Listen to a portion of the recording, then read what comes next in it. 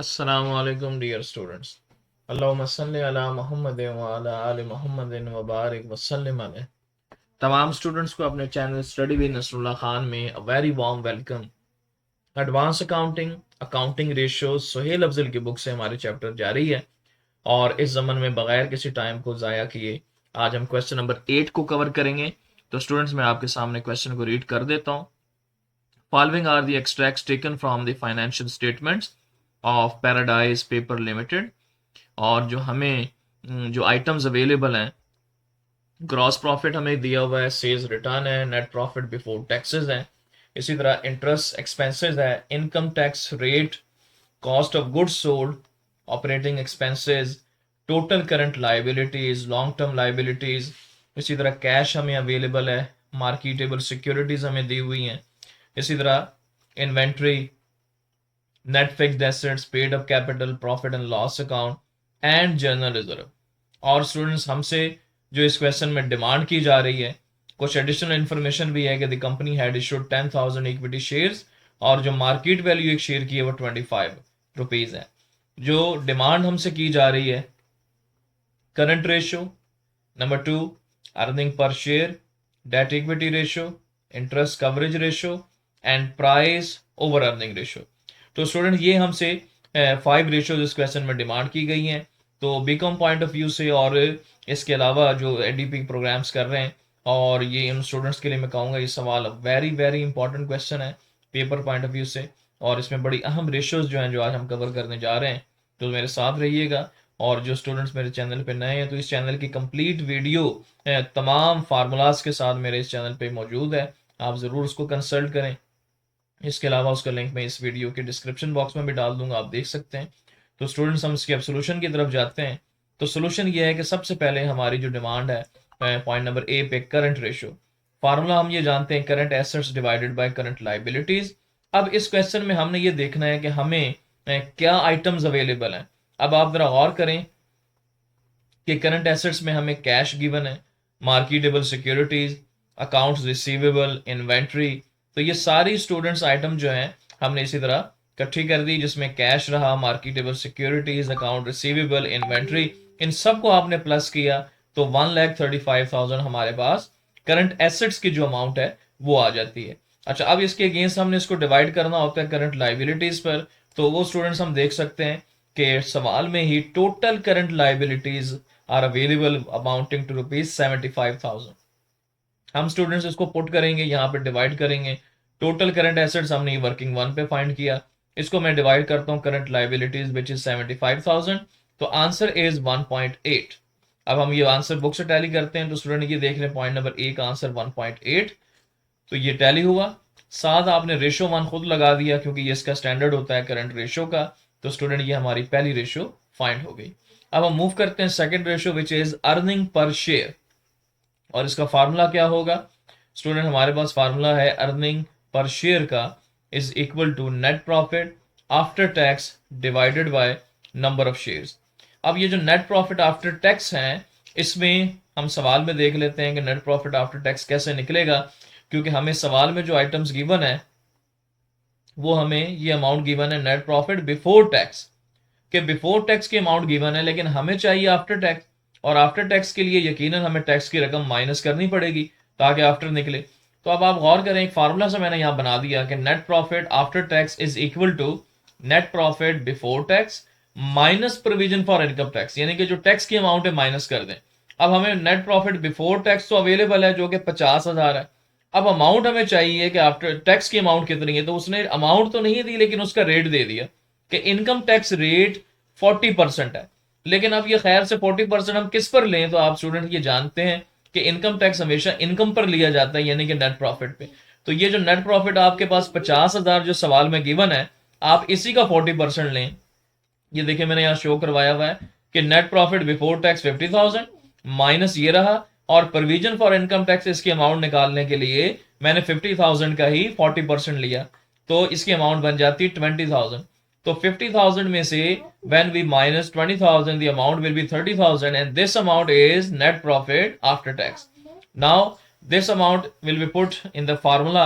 तो net profit after tax हमारे पास आ गई 30,000 जो अभी हमने फाइंड की, और नंबर ऑफ शेयर्स हमें क्वेश्चन में ये अवेलेबल हैं। The company had issued 10,000 equity shares, तो this 10,000 is number of share. तो जब हम इसको डिवाइड करेंगे 30,000 को 10,000 पे, हमारा आंसर जो है 3 आ जाएगा, और ये 3 जो है हमारी अर्निंग पर शेयर जो है ये आ गई। हम इसको बुक से आंसर टैली करते हैं। पॉइंट नंबर बी, ये स्टूडेंट रहा हमारा पॉइंट नंबर बी, 3 पर शेयर। तो हमारे पास ये 3 पर शेयर इसका जवाब आ गया। अब स्टूडेंट्स हम मूव करते हैं point number third ratio which is debt equity ratio.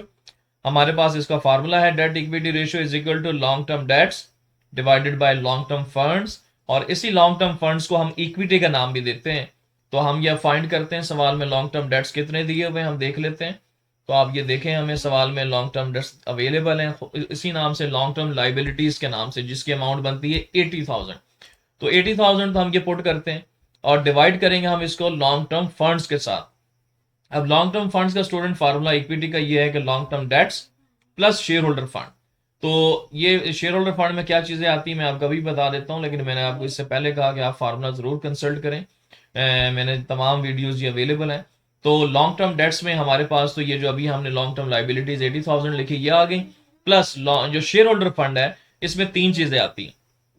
इसके अंदर सबसे पहले आपका शेयर कैपिटल आएगा, इसके बाद इसमें प्रॉफिट एंड लॉस आएगा, और इसके बाद इसमें जर्नल रिजर्व आएगा। ये 3 चीजें आती हैं। तो हमने ये लिखा जी capital, profit and loss and general reserve. ये 50,000 गलती से थोड़ा साइड पे चला गया। तो 1,30,000 एंड 50,000, तो इन तीनों अमाउंट को जब मैंने ऐड किया तो अमाउंट बन जाती है 1,80,000। तो 1,80,000 प्लस ये 80,000 लॉन्ग टर्म डेट्स जब मैं इसको ऐड करूंगा तो 2,60,000 मेरे पास अमाउंट आ जाती है, जो कि इक्विटी को रिप्रेजेंट कर रही है। तो स्टूडेंट ये मेरे पास इक्विटी आ गई, तो मैंने इसको पुट किया इस फार्मूले में, date equity ratio 80,000 divided by 2,60,000, जो कि लॉन्ग टर्म फंड या इक्विटी की अमाउंट ये अभी हमने कैलकुलेट की। जब हम इसको डिवाइड करते हैं तो आंसर आता है 0.308। रेशियो 1 हमने खुद लगाया, तो ये हमारे पास डेट इक्विटी रेशियो है। क्वेश्चन से हम टैली करते हैं। पॉइंट नंबर सी, आंसर ये देखें सी का 0.308। नाउ स्टूडेंट्स हमारे पास अब फोर्थ रेशियो आ रही है, इंटरेस्ट कवरेज रेशियो। फार्मूला इसका है interest coverage ratio is equal to net profit before interest and tax divided by fixed interest charges. And how we find net profit before interest and tax, क्योंकि before चाहिए, तो net profit before interest and tax हम ये देख लेते हैं कि net profit before tax, ये तो हमें सवाल में गिवन है। अभी हमने देखा कि नेट प्रॉफिट बिफोर टैक्स, लेकिन सवाल में ये कि बिफोर इंटरेस्ट भी होना चाहिए। तो बिफोर इंटरेस्ट के लिए आप जरा गौर करें, इंटरेस्ट हमें गिवन है 12,000 रुपए, तो ये जो 12,000 रुपए है हम इसमें प्लस कर देते हैं। तो नेट प्रॉफिट आप बिफोर जो है आपके पास बिफोर टैक्स जो है 50,000 है, और इंटरेस्ट जो है आपको 12,000 गिवन है। तो आपने जब इसमें ये प्लस किया तो 62,000 की साइड पे आ गया। तो ये मेरे पास net profit before interest and tax आ गया। तो स्टूडेंट हम इसको मूव करते हैं, फार्मूले में पुट करते हैं कि net profit before interest and tax 62,000 divided by fixed interest charges, यानी कि जो इंटरेस्ट की अमाउंट है वो वाली। तो इंटरेस्ट की अमाउंट 12,000 थी, हमने इसको डिवाइड किया तो 5.167 टाइम्स, क्योंकि इंटरेस्ट कवरेज रेशियो टाइम्स में मैयर की जाती है, तो ये इसका यूनिट आ गया। तो 5.167 हमारा इंटरेस्ट कवरेज रेशियो आ गया। हम सवाल में देख लेते हैं, ये टैली है पॉइंट नंबर डी, और ये पॉइंट नंबर डी देख लें 5.167। नाउ स्टूडेंट हमारी आखिरी रेशियो है प्राइस ओवर अर्निंग रेशियो। इसका फार्मूला जो है price over earning ratio is equal to market value per share divided by earning per share. अब मार्केट वैल्यू पर शेयर जो सवाल में हमें गिवन है, ये देख लें कि 10,000 शेयर थे और मार्केट वैल्यू इसकी 25 रुपए एक शेयर की है। तो हम इसको डिवाइड कर देते हैं, इसकी जगह मार्केट वैल्यू पर शेयर की जगह 25 divided by earning per share. तो अर्निंग पर शेयर अभी हमने क्वेश्चन नंबर रेशियो नंबर 2 में हमने फाइंड किया, जो बी रेशियो निकाली अर्निंग पर शेयर जो आई थी 3। तो हम इस 3 के ऊपर इसको डिवाइड कर देते हैं। Earning per share 25/3, answer 8.33 times. तो हम बुक से आंसर टैली कर देते हैं स्टूडेंट, ये देखें आखिरी रेशियो ए और ई का answer 8.33 times. Now students question number 8 is complete. उम्मीद करता हूं आपको समझ भी आई होगी, और एक आसान तरीके से मैंने आपके सामने हर रेशियो को एक्सप्लेन करके दिखाया। अगर आपको वाकई हमारी काविश पसंद आती है तो मेरे चैनल पे ये जो सब्सक्राइब करें आप स्टडी विद नसरुल्लाह खान को, और अगर आप इस चैनल से वाकई फ़ायदा उठा रहे हैं तो अपने दोस्तों के साथ ज़रूर शेयर करें। अगर कोई स्टूडेंट्स ऑनलाइन क्लासेस अवेल करना चाहता है तो ज़रूर मेरे यूट्यूब के जो चैनल अवेलेबल है इसको सब्सक्राइब करने के बाद मैंने यहाँ पे नंबर रखा हुआ है, उसके ऊपर रब्ता कर सकते हैं। अगली वीडियोस तक के लिए मुझे इजाज़त दें। अल्लाह हाफिज़।